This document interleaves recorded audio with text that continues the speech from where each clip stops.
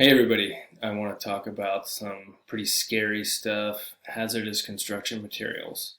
And this is a picture of people in hazmat suits and respirators handling what appears to be asbestos. And the way I'm, you know, I guess the way I'm guessing it's asbestos is that asbestos commonly looks like cement board, looks like the hardy siding that we were using.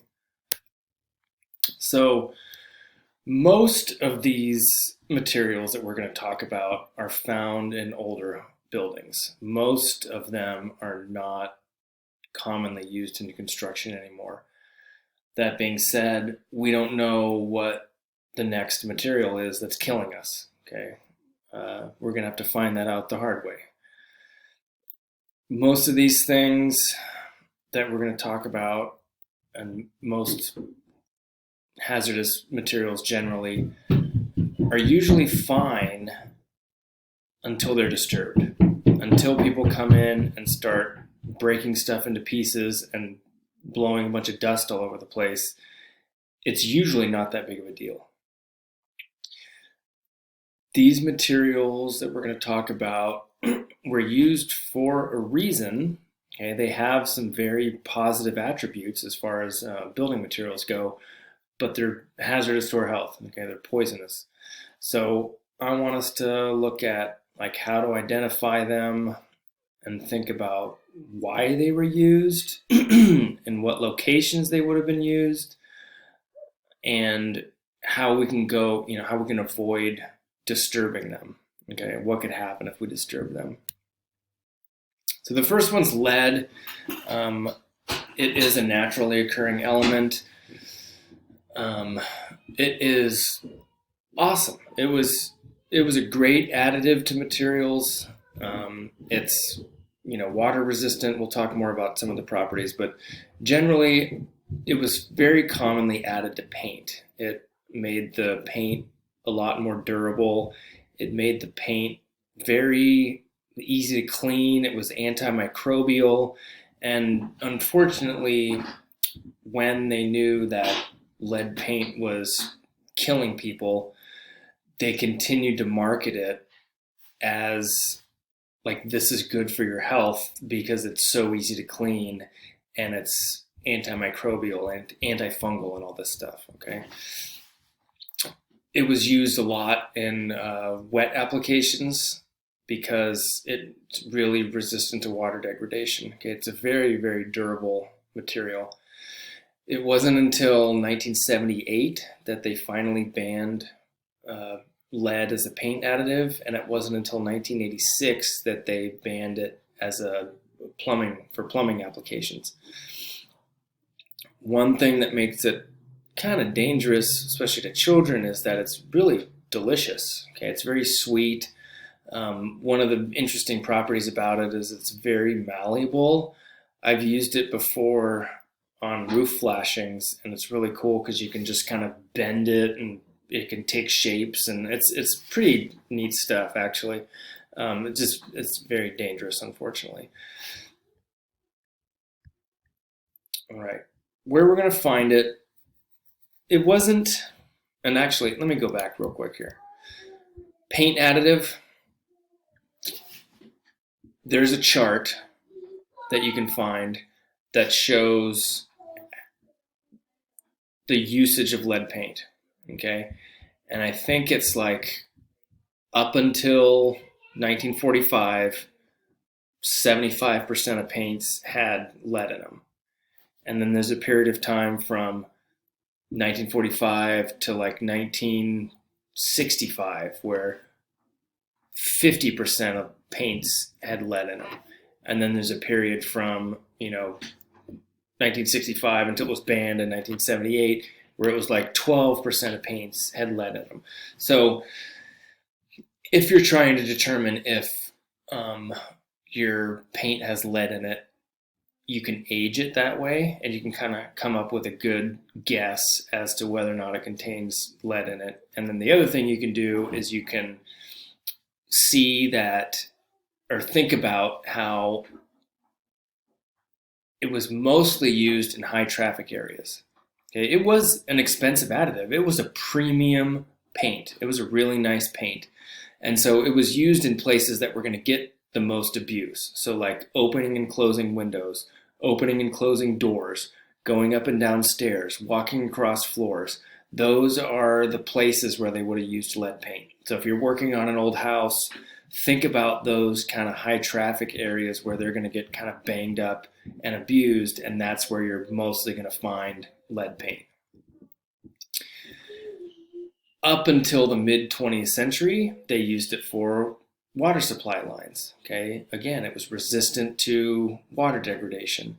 It was very malleable, so you could bend it and shape it really easily. Okay, they used it in solder when you're joining copper pipe together or brass pipe together, and then brass is an alloy, and lead was commonly used in that alloy to make brass. So it wasn't until 1986 that they finally got rid of that for the most part. And here's a nice picture of a roof flashing over some cement tiles. And like I said before, I've used this stuff too, and it's really cool. You can kind of like pound it around and form different shapes with it, and it's really kind of fun to work with, but don't lick your fingers, okay? Old shower pans were commonly made out of lead. You could solder the lead shower pan together and it would make a waterproof shower pan, and you could tile directly to the lead. So sometimes if you're doing an old shower remodel, you'll open something up and you'll find a lead shower pan. Lead is a magnificent material. Unfortunately, it is very toxic to us. And so this chart is helpful, I guess, in that you can kind of look at this and, hopefully you're not experiencing any of these symptoms, but it has been a problem. It's been a problem in Michigan and other places because lead supply lines are deteriorating and introducing lead into people's systems and causing various health effects.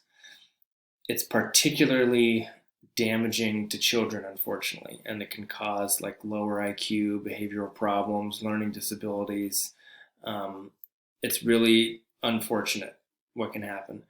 And there's a correlation, and correlations are what they are, but there's a correlation between banning lead in fuels and paints and other products that were commonly used and a decline in crime rates. Okay. Again, you can make correlations do whatever you want, but I find it kind of convincing that if you think about all the cars that were driving around pumping lead into the air, and the lead is there forever, and all the paint chips and paint dust everywhere, it's basically there forever. And so as soon as you take a significant amount of lead out of the atmosphere that people are breathing and ingesting, all of a sudden there's a dramatic decrease in the crime rate. I find that kind of convincing. All right. Dealing with lead contamination, you can buy lead test kits at the hardware store, and they're pretty rough. But what you would do, like say you've got a window that you're wanting to test for lead, you would kind of scratch through some different layers of paint with a utility knife or a scraper or something like that, and you would get this test kit and you break it open and you rub, it's like, I don't know, it kind of looks like a cigarette, and you break it in half and you rub it on the surface area, and if it turns red, it contains lead. If you're concerned about like some, serious contamination, you can do more thorough professional jobs, okay? But generally, if you have an old house, if you just have paint that's older than 1978, don't sand it. Try not to scrape it. Okay? Every time you sand or scrape lead paint, it just goes everywhere. Okay? The dust can be in the dirt forever. And then kids go and play in the dirt and they can't keep their hands out of their mouths, and then they start ingesting lead. There are very strict guidelines for lead contamination in the state of California. And if you're doing anything that could potentially disturb lead paint, you need to have a special certification for dealing with lead paint. If you're painting a house and you are removing paint, you need to have plastic draped all around the area, extending 10 feet out from where you're working. You need to have like a HEPA filter vacuum and be vacuuming up all the chips as you go. You need to be rolling up the plastic and throwing it away every night. It is a big ordeal, and I would just say that my feelings on this: lead paint is really good stuff. Okay, it's very durable. It's an excellent paint. Why go to a bunch of trouble taking it off? Just leave it, cover it up. Okay. When I was painting my house, you get those like layers of paint where paint's fallen off, and then people have painted over it. You can kind of see like 100 years of paint layers. Some people's approach is to get the grinder out and start taking this thing back to bare wood.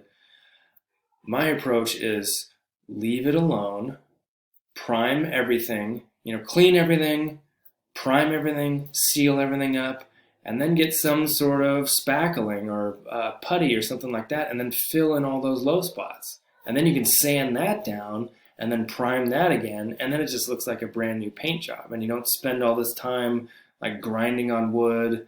You don't spend a bunch of time with chemical strippers trying to like strip paint off. That stuff's nasty. You're not putting a bunch of dust all over the place. You're not creating a bunch of toxic waste that needs to go in the garbage. So my approach is encapsulation. Okay. If you're handling lead, you want to be very sure that you're washing your hands, washing your body. You don't want to be eating or smoking after handling lead paint because you're going to ingest it. If for some reason you have lead supply lines, you want to remove those because depending on what sort of chemicals are introduced into the water supply, those can react with the lead pipes and degrade the lead pipes and introduce lead into the water supply. All right. Formaldehyde. This is a chemical that's still definitely in building materials, some more so than other.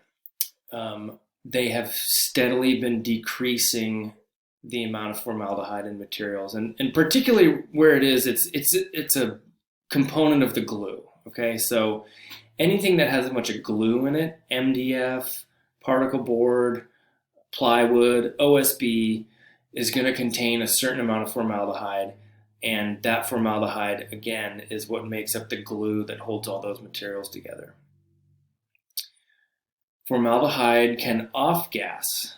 Okay, it can release formaldehyde in the atmosphere, contributing to indoor air pollution. It can make people sick. Okay, they don't really understand kind of the long-term effects of formaldehyde exposure yet, but they speculate that it's a carcinogen. It can definitely cause upper respiratory irritation. I have an example from remodeling my house. I've just got kind of layers of junk on all the walls and floors and ceilings, and as I'm peeling these layers off, I would get to the particle board layer. They covered every floor, wall, and ceiling surface in a layer of particle board at one point, and then covered it up with more plywood or carpet or whatever the heck was going on, and it kind of trapped all those gases in the material. As I'm removing layers and getting down to that particle board, I can remember vividly a couple times like peeling a layer of plywood off, getting down to some particle board, and this just poof of formaldehyde like being released into the house. And I tore that out too and threw that in the garbage, but it made me nauseated. I had to leave the room, open windows, get some fans going and stuff like that. It was pretty bad, but that was from like the 60s, so the formaldehyde content was pretty high. So dealing with this stuff, we want to if we're concerned about it off-gassing, we want to provide ventilation. We want to open some windows, turn on some fans. It is broken down pretty quickly as long as you're able to vent the area. I would say avoid products that might contain a lot of highly processed pressed wood. Okay, junky, ready to assemble furniture, particle board, MDF, all those things are going to be potential sources of formaldehyde. If you're using MDF, it's generally pretty fine as long as you're sealing up the cuts and stuff like that. Okay, and that's going to kind of trap the formaldehyde in there. There was no question about removing the particle board from my house. Okay, I just wanted to get down to the original wall surface and go from there. So as I was like uncovering all these particle board layers, I was getting it out of the house as quickly as I could. But I would say if you have exposed particle board, and especially if it's like a 1960s, 70s vintage, it's probably a good idea to get it out of the house and throw it in the garbage.